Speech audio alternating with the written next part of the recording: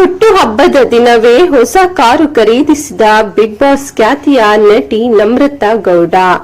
ಕನ್ನಡ ಕಿರುತೆರೆಯಲ್ಲಿ ನಾಗಿಣಿಯಾಗಿ ಮಿಂಚಿದ ನಟಿ ನಮ್ರತಾ ಗೌಡ ಅನಂತರ big Boss Kannada reality ಶೋಗೂ ಹೋಗಿ ಬಂದ್ರು. ಅನಂತರ ಅವರ ಜನಪ್ರಿಯತೆ ಇನ್ನಷ್ಟು ಹೆಚ್ಚಾಗಿದ್ದಂತೂ ಸುಳ್ಳಲ್ಲ. ಅಂದಹಾಗೆ ಏಪ್ರಿಲ್ 14ರಂದು ನಮ್ರತಾ ಗೌಡ ಅವರ ಹುಟ್ಟುಹಬ್ಬ. ಅದೇ ದಿನವೇ ಅವರೊಂದು ಸಿಹಿ ಸುದ್ದಿಯನ್ನು ಕೂಡ ಹಂಚಿಕೊಂಡಿದ್ದಾರೆ. ಬಾಲನಟಿಯಾಗಿ ಕನ್ನಡ ಚಿತ್ರರಂಗಕ್ಕೆ ಎಂಟ್ರಿ ಕೊಟ್ಟು ಅನಂತರ ಕಿರುತೆರೆಯಲ್ಲಿ ನಾಗಿಣಿಯಾಗಿ ಎಲ್ಲರ ಮನಸ್ಸನ್ನ ಗೆದ್ದವರು ನಟಿ ನಮ್ರತಾ ಗೌಡ. ಈಚೆಗೆ Bigg Boss Kannada season 10 reality ಶೋಗೆ ಹೋಗಿದ್ದ ಅವರು ಅಲ್ಲಿಯೂ ಸದ್ದು ಮಾಡಿದ್ರು. ಅಂದಹಾಗೆ ಏಪ್ರಿಲ್ 14ರಂದು ನಮ್ರತಾ ಗೌಡ ಅವರ ಹುಟ್ಟುಹಬ್ಬ. ಆ ಹಿನ್ನೆಲೆಯಲ್ಲಿ ಒಂದು ಸ್ಪೆಷಲ್ ಸಿಹಿ ಸುದ್ದಿಯೊಂದನ್ನ ಅವರು ಅಭಿಮಾನಿಗಳಿಗೆ ನೀಡಿದ್ದಾರೆ. ಹೊಸ ಕಾರು ಖರೀದಿ ಮಾಡಿದ ನಟಿ ನಮ್ರತಾ ಗೌಡ. ಹೌದು, ತಮ್ಮ ಹುಟ್ಟುಹಬ್ಬದ ದಿನವೇ ನಮ್ರತಾ ಗೌಡ ಅವರು ಕಾರಿನ ಜೊತೆ ಇರುವ ಫೋಟೋಗಳನ್ನ ಸಾಮಾಜಿಕ ಜಾಲತಾಣದಲ್ಲಿ ಹಂಚಿಕೊಂಡಿದ್ದು, ಅಭಿಮಾನಿಗಳು ಮತ್ತು ಸ್ನೇಹಿತರು ನಮ್ರತಾಗೆ ಶುಭಾಶಯಗಳನ್ನ ತಿಳಿಸುತ್ತಿದ್ದಾರೆ. ಹುಟ್ಟುಹಬ್ಬದ ದಿನವೇ ಕಾರನ್ನ ಖರೀದಿ ಮಾಡಿರುವ ಅವರು ಡಬಲ್ ಖುಷಿಯಲ್ಲಿದ್ದಾರೆ. ನಟಿ ನಮ್ರತಾ ಗೌಡ ಅವರ ಹೊಸ ಪ್ರಾಜೆಕ್ಟ್ ಯಾವುದು? ಬಿಗ್ ಬಾಸ್ ಕನ್ನಡ ಸೀಸನ್ 10ರ ಸ್ಪರ್ಧಿಗಳು ಮುಂದೆ ಏನು ಮಾಡಲಿದ್ದಾರೆ ಎಂಬ ಕುತೂಹಲ ಸಹಜವಾಗಿ ಎಲ್ಲರಲ್ಲೂ ಇರುತ್ತದೆ.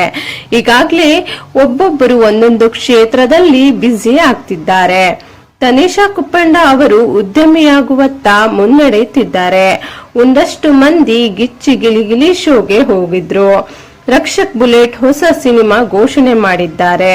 ಈಗ ನಮ್ರತಾ ಗೌಡ ಏನು ಮಾಡಲಿದ್ದಾರೆ ಎಂಬುದು ಎಲ್ಲರ ಕುತೂಹಲಕ್ಕೆ ಕಾರಣವಾಗಿದೆ. ನಾಗಿಣಿಯಂತಹ ಬ್ಲಾಕ್ ಬಸ್ಟರ್ ಧಾರಾವಾಹಿಯಲ್ಲಿ ನಟಿಸಿದ್ದ ಅವರು ಮುಂದಿನ ದಿನಗಳಲ್ಲಿ ಹೊಸ ಧಾರಾವಾಹಿಯಲ್ಲಿ ಕಾಣಿಸಿಕೊಳ್ಳುತ್ತಾರಾ ಅಥವಾ ಸ್ಯಾಂಡಲ್ವುಡ್ನಲ್ಲಿ ನಾಯಕಿಯಾಗಿ ಹೆಜ್ಜೆ ಇಡುತ್ತಾರಾ ಎಂಬ ಕೌತುಕವೂ ಇದೆ. ಆ ಬಗ್ಗೆ ಅವರಿಂದಲೇ ಅಧಿಕೃತ ಮಾಹಿತಿ ಬರಬೇಕಿದೆ. ಮದುವೆ ಬಗ್ಗೆ ಮಾತನಾಡಿದ್ದ ನಮ್ರತಾ ಗೌಡ.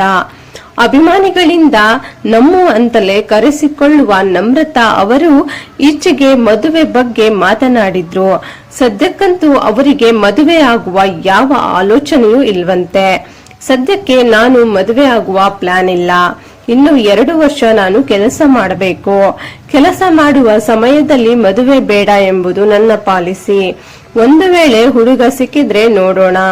ಅಂದಹಾಗೆ ಹುಡುಗ ಕನ್ನಡದವನಾಗಿದ್ರೆ ಸಾಕು ಮತ್ತು ತುಂಬು ಕುಟುಂಬದ ಹುಡುಗನೇ ಸಿಗಬೇಕು ಎಂದಿದ್ರು ನಮ್ರತಾ. ಇನ್ನು ನಮ್ರತಾಗೆ ಸಾಂಸ್ಕೃತಿಕ ನಗರಿ ಮೈಸೂರು ಎಂದರೆ ಸಿಕ್ಕಾಪಟ್ಟೆ ಇಷ್ಟ.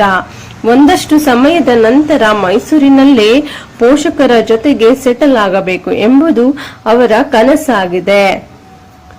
Thanks for watching friends.